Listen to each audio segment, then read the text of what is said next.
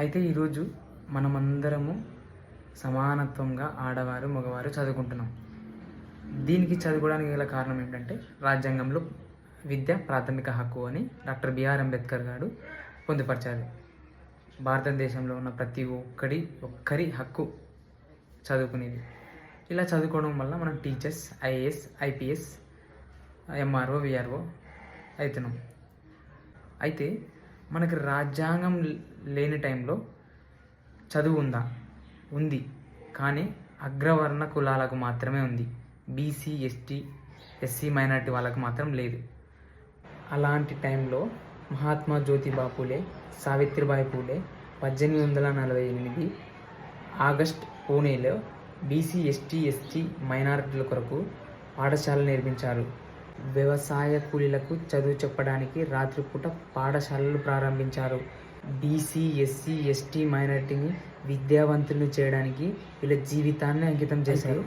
కొందరు అగ్రవర్ణ కులాలు ఏం చేశారంటే పాఠశాలలు నిర్మించడం, చదువు చెప్పడం ఇది మన ధర్మానికి వ్యతిరేకమని ఆ గ్రామం నుండి బహిష్కరించేశారు.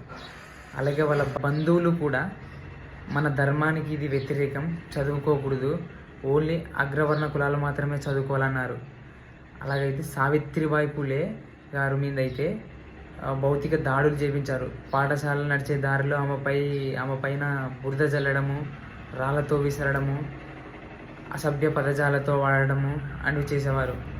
ఆ తల్లి సావిత్రిబాయి పూలే అయితే బురద చల్లితే పాఠశాలకు వెళ్ళి మళ్ళీ వేరే చీర మార్చుకొని వాళ్ళకి పాఠశాలలు బోధించేది.